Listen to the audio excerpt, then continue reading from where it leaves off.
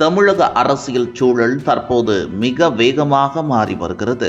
பிரிந்து சென்றவர்களை மீண்டும் ஒன்றிணைத்து கூட்டணியை பலப்படுத்தி 2026 தேர்தலை அதிரடியாக எதிர்கொள்ளும் வகையில் பாஜக தலைமையகம் தீவிரமான முயற்சிகளில் இறங்கியுள்ளதாக அரசியல் வட்டாரங்களில் தகவல்கள் வெளியாவதுடன் அதிரடி திருப்பங்களும் விரைவில் வரலாம் என கூறப்படுகிறது. பாஜக அதிமுக கூட்டணி அமைந்த போது இரு கட்சிகளுக்குள்ளும் இருந்த முரண்பாடுகள் மிக அதிகம். இருந்தாலும் தேர்தல் இன்னும் ஓராண்டே உள்ள நிலையில் தன் தரப்பில் நிபந்தனைகளை முன்வைத்து இபிஎஸ் கூட்டணியில் சேர்ந்தார்.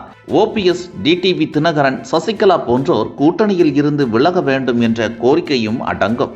அவர்கள் தாமாகவே கூட்டணியில் இருந்து விலகிச் சென்றனர். ஆனால் பின்னர் ஓபிஎஸ் மற்றும் தினகரன் ஆகியோரை மீண்டும் கூட்டணியில் இணைக்க பாஜகவினர் மேற்கொண்ட பேச்சுவார்த்தைகள் பலனளிக்கவில்லை.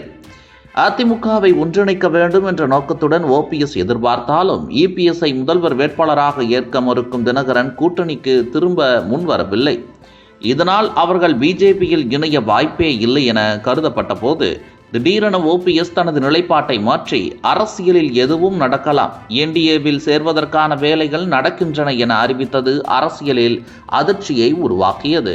கமலாலய நிர்வாகிகள் கூறுவதன்படி கடந்த நாடாளுமன்ற தேர்தல் அதிமுகவில் பல சீனியர்கள் போட்டியிட தயங்கினர். அதே நிலை 2026 தேர்தலிலும் தொடர்கிறது. கடந்த தேர்தலில் மெகா கூட்டணி அமைப்பேன் என இபிஎஸ் கூறினாலும் இறுதியில் பணக்கார விண்ணப்பதாரர்களுக்கே ரூபாய் 5 முதல் 15 கோடி வரை பெற்று சீட்டுகள் வழங்கப்பட்டன. ஆனாலும் யாரும் வெற்றி பெறாததால் அந்த வேட்பாளர்கள் இன்னும் கடனில் சிக்கி தவிக்கிறார்கள். இதற்கிடையில் தவேக தலைவர் விஜய் முதல்வர் வேட்பாளர் என அறிவித்தது இபிஎஸ் கூட்டணி கனவுகளை முற்றாக உடைத்து அதிமுக தரப்பில் அதிர்ச்சியை ஏற்படுத்தியுள்ளது.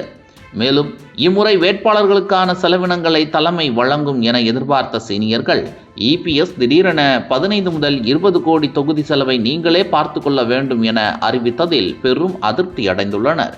அவர்களின் கருத்துப்படி இத்தனை பணம் செலவழித்தும் எம்எல்ஏ ஆக வாய்ப்பே இல்லை என்பதாலேயே சீனியர்கள் பலர் போட்டியிட தயங்குகிறார்கள். கட்சிக்குள் இப்படி பலவீனம் நிலவும் போது கூட சசிகலா, ஓபிஎஸ், தினகரன், செங்கோட்டையன் போன்றோர் அதிமுகவிற்கு மீண்டும் திரும்புவதற்கு இபிஎஸ் சுணக்கம் காட்டுகிறார்.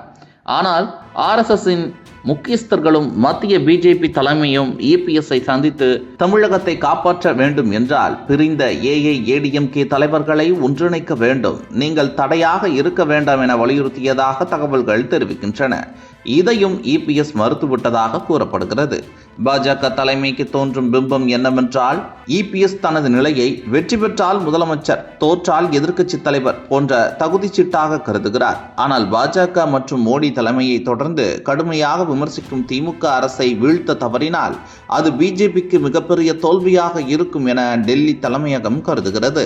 எனவே எந்த ஒரு தடையும் இருந்தால் அதை அகற்றவும், வெற்றிக்கு வழிவகுக்கும் எந்த வாய்ப்பையும் விடாமல் பயன்படுத்தவும் பிஜேபி உறுதியுடன் செயல்படுகிறது.